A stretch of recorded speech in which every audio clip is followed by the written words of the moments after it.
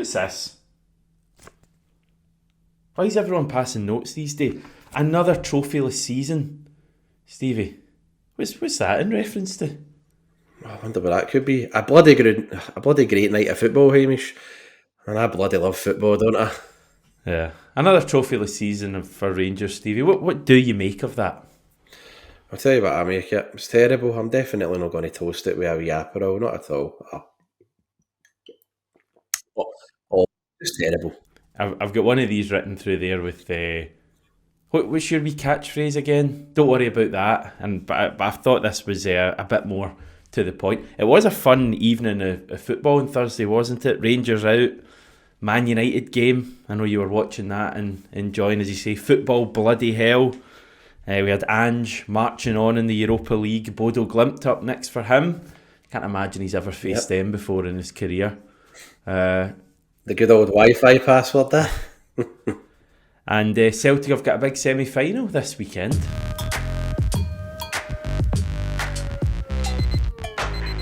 So what's the deal for you here in Oz? Do you get the Friday, Monday off? Do they celebrate it there, or do you just take every day off at this rate? They do celebrate Easter in Australia, Stevie, yes. I just take whatever days I want off. But we're going to keep going with the videos, etc. Throughout the period. Obviously, big game on Sunday. But thank you for showing a bit of interest in my life. It's really appreciated. Stevie, how have you been? I feel like it's been a while since you've been on the channel. Has it? I know Saturday was a write-off, wasn't it, after the Kelly game? Should have been a title party, and me and Reeds obviously tried and failed spectacularly with some videos out and about in Glasgow and pubs and getting copyrighted and everything, Hamish. So, yes, we are back. I was going to put the radio on there for some tunes, but no doubt there'll be some infringement there. But no, things have been good. Things have been good, and I have to say, like you, I know you're saying Sunday football, Hampden, Celtic getting into a final, and that's a big deal. But there's also going to be plenty of Easter eggs to eat, Hamish. That is my big thing for Easter. Oh, love it. My favourite. Just very quickly, what is your Easter egg of choice? Because I'm a Cadbury's man all the way. Just give me anything Cadbury's. Don't care. But it's got to be the Cadbury's chocolate. Oh, yeah. I'm actually quite a fan of the Nestle stuff. So what are you talking for Nestle? Smarties or Nestle? Don't know what other ones. But traditionally, the big one's Yorkie, I think, for Nestle, is it not? Yorkie's the biggest one, I think. Kit Kat's definitely Nestle. I'm a fan of the Nestle chocolate for Easter eggs, but the rest of the time I'm a Cadbury's man. The one I really like here, and it's kind of a thing back home, but it's more of a thing here, is Caramilk. You know, that rich chocolate. Yeah, they've got Caramilk over here as well, and there's an option to get a Caramilk egg. Yeah. Should I go for it? Because... Right, okay. No, that's what I'm saying. I'm definitely going to go for it because it is one here, and actually went into the local supermarket, which is Woolworths, funnily enough, and had a look, and they've actually got the Caramilk egg. Right. So I'm definitely going to get that. Shall we talk about Celtic, Stevie? Wait, you've charmed me. You've charmed me. Yes, okay, let's go into Celtic, but aye, that's second to stuff in my face on Sunday. Okay. You can let us know your favourite Easter egg, everyone. Or you can chat about Celtic. That might be why you're here. I do have a teaser for you later on, Stevie, that people can get involved in at home. So I'm looking forward to seeing how you fare with that. Just before we get started with Celtic, have you got a VPN yet, Stevie? I would hope you do at this stage. Well, this channel's always convincing me to get NordVPN. I'm using it right now. It's great. Nothing's cutting out. My connection's fantastic. And more importantly, you don't know exactly where I am. So 10 out of 10. Yeah, you could be anywhere on the planet. Yes, VPN stands for Virtual Private Network, everyone. It secures your connection, protecting your personal information and online activity, especially on public Wi-Fi. As Stevie says, a VPN can also make your phone, laptop, iPad, etc. appear like it's in another country, which allows you to access content while travelling. They're very popular these days. NordVPN are the best, in my humble opinion. And you can get involved with the link nordvpn.com/CelticAM. That gets you 74% off their 2-year plans plus 3 extra months, and there's no risk with NordVPN's 30-day money-back guarantee. Link is also in the description. Okay, Celtic-wise, big news yesterday was that the Daily Record reporting we are to up the ante and offer Greg Taylor a new improved 3-year deal. We've been in negotiations with him for several months and have now offered an improved deal. It would see Greg Taylor get a big wage rise and keep him at Celtic Park until the summer of 2028. Brendan Rodgers kind of admitted defeat with this a number of weeks ago now. Slightly different after the game on Saturday and Greg Taylor's really good performance, saying, I think he said, I won't ever give up hope of keeping Greg Taylor. I'm not massively against Greg Taylor being the understudy to KT next season, Stevie. I mean, as long as it is understudy and it's second choice, but then I'm wondering, Greg Taylor, will he be happy to be in that position? Because, I mean, he has been the first choice left back up until really the Bayern Munich game when Schlupp came in. I think what is Greg Taylor, 28 or something now, 27, 28, is that right? Around that, isn't it? This is one where I'm going to have to do a wee check. Here we go. Greg Taylor. Look at this. 27, I was right, he's 27. So, Greg Taylor will probably still think he's good enough to be a first choice left back.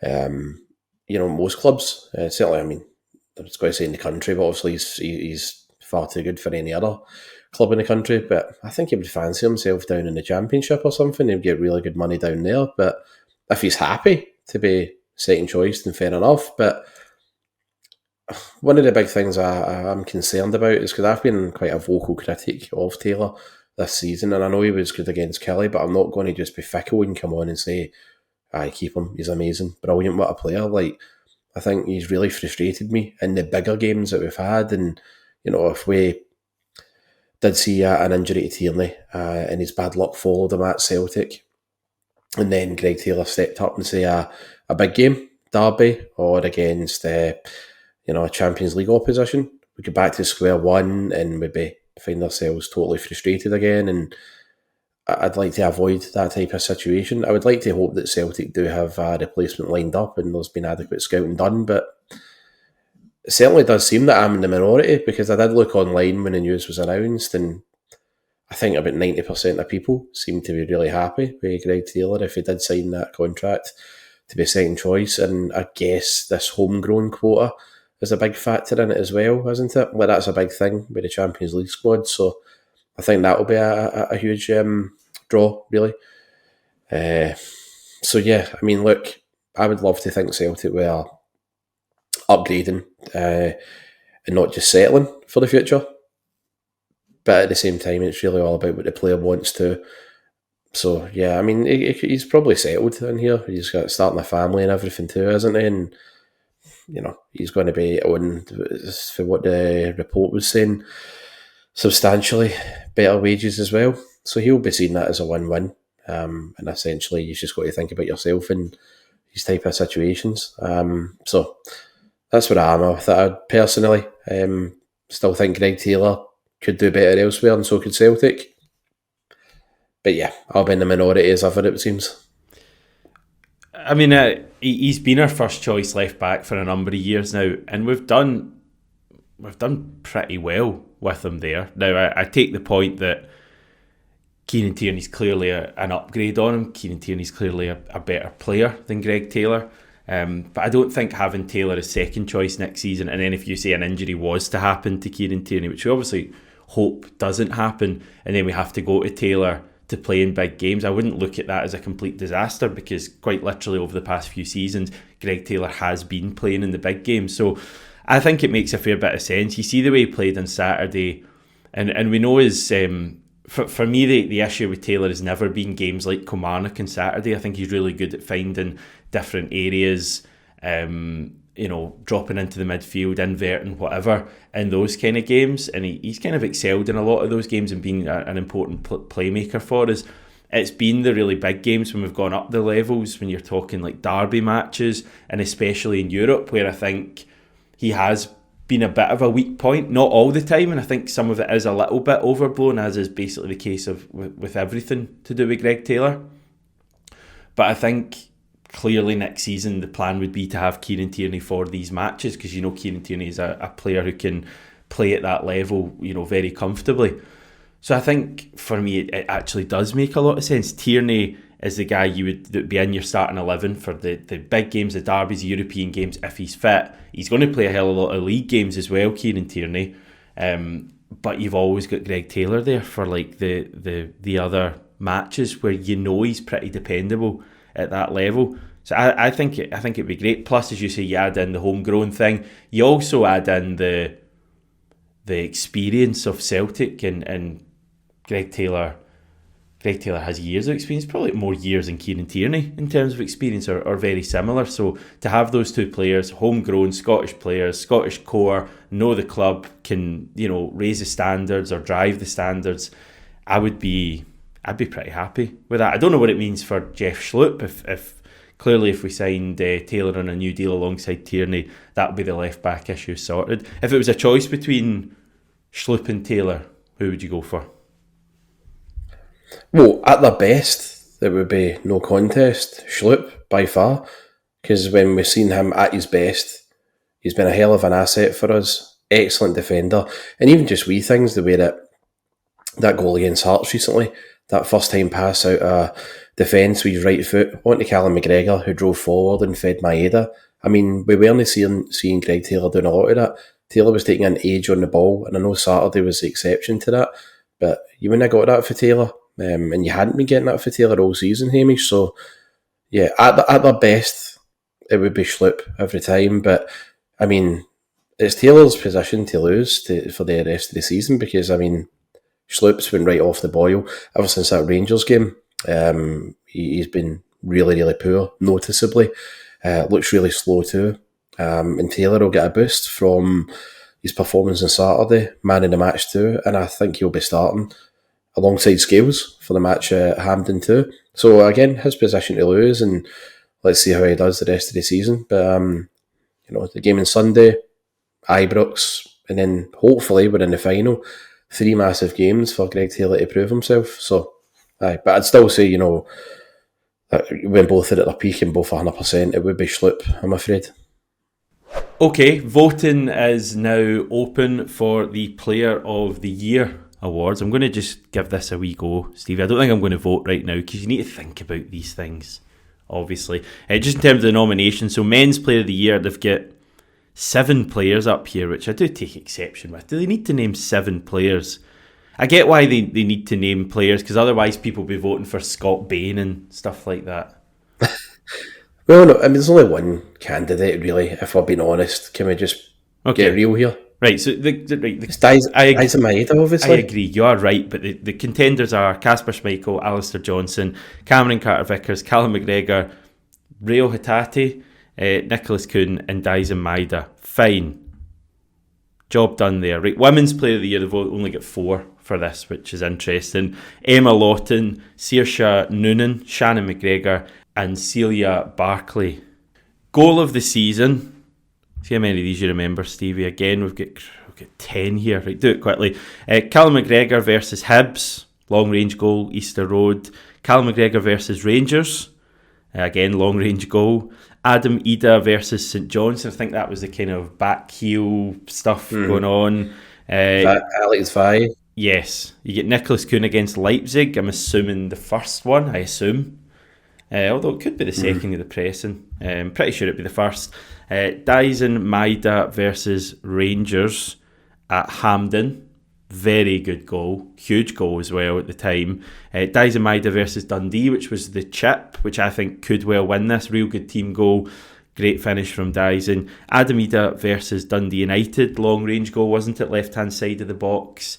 Curled in. Dyson against St Mirren, which I must admit I don't recall. I remember the game. That was one we won 5-2.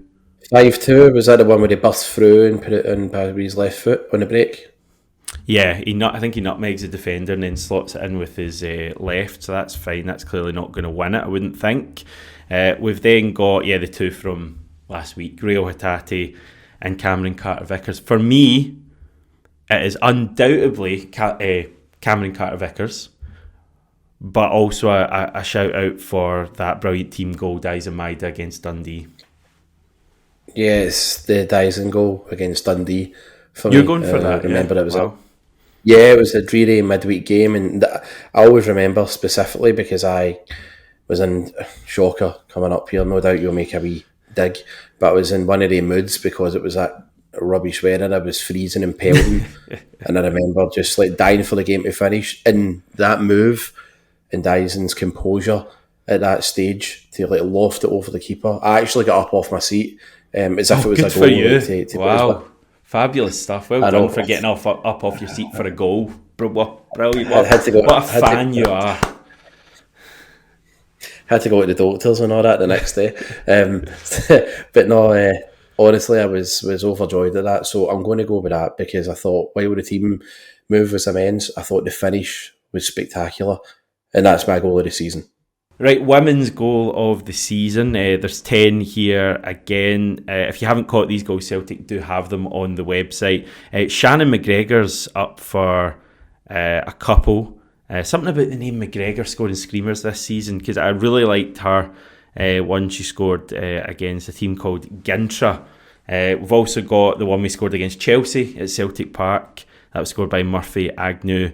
A number of other ones. A lot of volleys in there, so quite similar goals into the top corner. So it'll be interesting to see who wins that one for the women's goal of the season. And finally, men's young player of the year. We've got Yang, Bernardo, Engels and Ida up for it. And I don't know if there's an outstanding candidate. I kind of feel like Engels will probably win it because he's done the most out of all of them.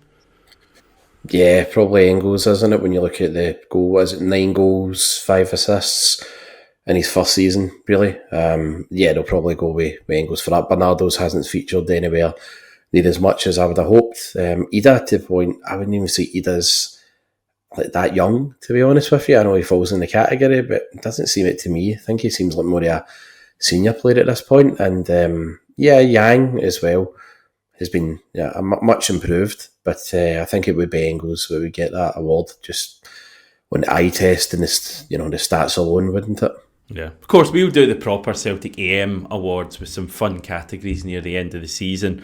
Right, we've got St Johnstone on Sunday. Before we get on to the chat of the game, Stevie, the time has come. I've got a little teaser for you that I spent a bit of time on during the week, and quite simply, I am looking for the top 7 Celtic goal scorers at Hampden Park this century. So that's from the 1st of January 2000 to the current day, obviously. So think Scottish Cup semis, Scottish Cup finals, League Cup semis, League Cup finals. Obviously, games at other stadiums like Murrayfield, for example, don't count. And as I say, the top 7 I'm looking for, and the wee twist here is that you're only allowed 3 wrong answers and then you're out. So do you think you can do it? And obviously, everyone, you can play at home as well. So have a wee think while Stevie's thinking. Henrik Larsson, obviously. Right. So Henrik Larsson is number 1, and he scored 15 goals at Hampden this century. And when you see the rest of this list, you'll realise that is a hell of a lot. Sorry, is it Scottish Cup or just like both League Cup and all that as well? As I've already explained, Stevie, it is just any game at Hampden. So Scottish Cup, League Cup, both included. Semis included, finals included. Lee Griffiths? No. I've only got 2 goals down here for Lee Griffiths at Hampden, strangely. So that's your first strike. Right, okay. I would say Chris Sutton. Scotty Buckbill. That's your second strike, Stevie. Chris Sutton only scored, believe it or not, 3 goals at Hampden. Okay. Charlie Mulgrew. Seriously, am I gubbed? Am I out here? Charlie Mulgrew, to be fair, just misses out. He managed 4. You need 5 to be on this list. I'm just going to keep allowing you to play. So you need all of these players have scored at least 5 goals at Hampden. So think a lot of them are recently. That's the clue I'll give you. Scott Sinclair would have scored 5, surely. Wrong again. Mr. Dembele. Dembele's right. Dembele scored 6 at Hampden. Wow, Furuhashi, he must have scored. Kyogo scored 6 at Hampden. Kyogo scored 6. There's two other players that have got 6 and 2 players who scored 5. I was going to say John Hartson, but he wasn't a prolific Hampden goal scorer actually. Hartson scored just one. 3, I think it might have been. Just one at Hampden. Yeah, I think he should have had a second, obviously, in that derby, but... Yeah, and Jan Vennegoor wouldn't in it. I think he only scored maybe 3 or something. Hesselink scored 2, actually, both against St Johnstone in the same game. Okay, just had a thought, actually, Gary Hooper must have had a fair few. He's on the list of 4 players. So the ones you're looking for, 2 of them are still with us in the current squad. And the other one wouldn't it be? Played about 10 years ago. Try to think here. Of course, Callum McGregor, he'd be up there. Now McGregor's got 4 as well. This is... Wow, man. Well, Dyson Maeda's not scored 5. Dyson's got 5. Has? He scored a hat-trick against Aberdeen this season, and he scored in the cup final against Rangers as well. And I think he must have scored 1 last season or something like that. And there's one more played as well then, you said, yeah. Still with us. James Forrest. Yeah, James Forrest has 6 at Hampden Park, and you're missing out one more player who also has 6, and he's not a striker. This is why I thought like Charlie Mulgrew or something. You're in the right team with Charlie Mulgrew. Hooper. Stokes? No, but kind of close. Stokes got 4. One more. Stokes got 4. Samaras? Nah, Chris Commons is on the list. He managed 6 goals. And the last one, also on the list with 5 goals, was Tom Rogic. Chris Commons, of course. Because he scored in his debut, didn't he? He scored in his debut at Hampden. 4-0, I think it was. So yeah, I'll stick the big list on screen for people, but the numbers in terms of players who scored 3 or more at Hampden: Joe Ledley, Alan Thompson, Mohamed El Yunusi, Nicholas Kuhn, Chris Sutton, Ryan Christie and Scott Brown all scored 3. You've got Bobo Baldi with 4 at Hampden, Charlie Mulgrew, Callum McGregor, Anthony Stokes, Gary Hooper and Odsonne Edouard all got 4. Dyson Maeda and Tom Rogic with 5. Moussa Dembele, Chris Commons, James Forrest and Kyogo Furuhashi with 6.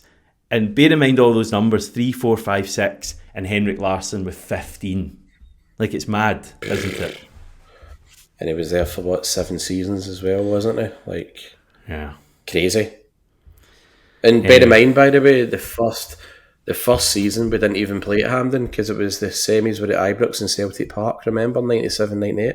Yeah. That's really impressive. Well, this is obviously only since the turn of the century, so it wouldn't have included that anyway, but I don't know if Larsson managed any more in the previous century, but yeah, hopefully you fared a little better than Stevie there. That was a poor effort. That was poor. Listen, I've been done over here. Okay, we're going to move on, chat about the St Johnstone game just before we go. How are you feeling about this game? Yeah, fine after last week. Really good opening half hour last week, and then we controlled the game and managed it fairly effectively. So I'm very comfortable for it. I think St Johnstone.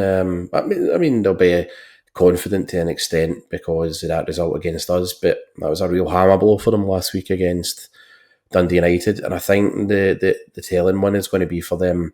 Hampden, big wide spaces, huge pitch.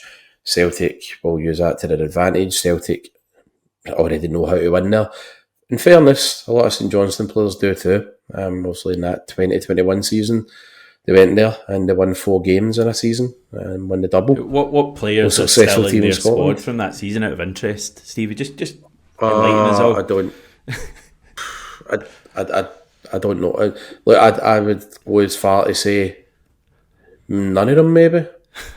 I think everyone. The only one I can remember was that boy Waterspoon, wasn't it? And he moved on, and him, Stevie May, and who was the other guy? Sean Rooney was the there. Other guy up, Chris Kane.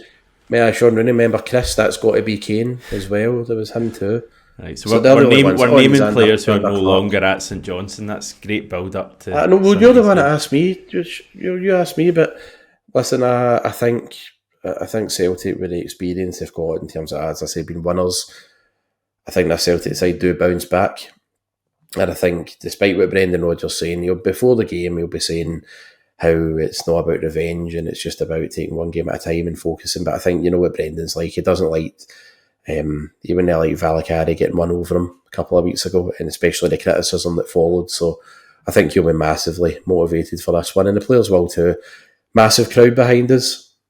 I think we're a massive favourites for it, Hamish. So yeah, I'm really comfortable and fully expecting Celtic to get to the final.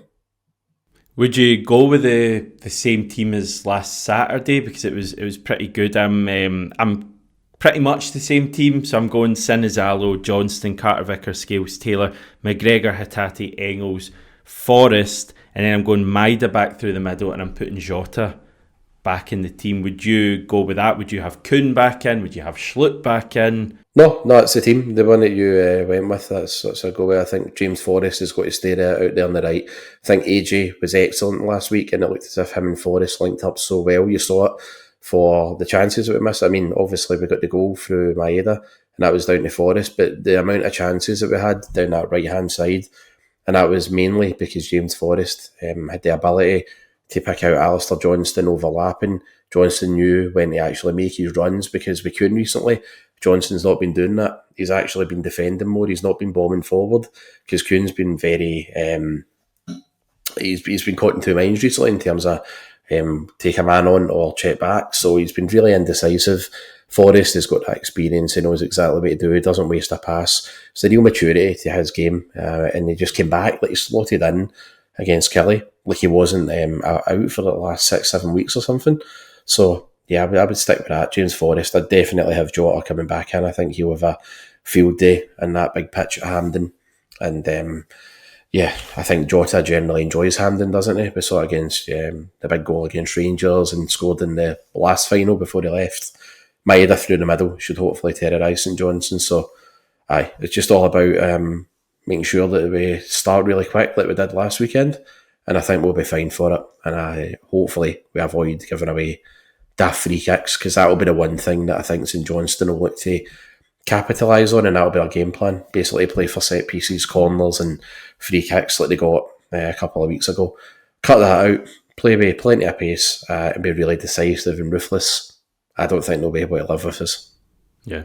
It's a big game, and we want to see that level of performance again from Celtic and hopefully get through to the semi-final. We'll have a video tomorrow as well, just going through the press conferences today, a bit more build up to the game. But for now, Stevie, thank you. We'll hear from you, I think, after full time on Sunday. You're going to send something in, so we'll catch up with you then and get you on properly next week. But cheers, Stevie.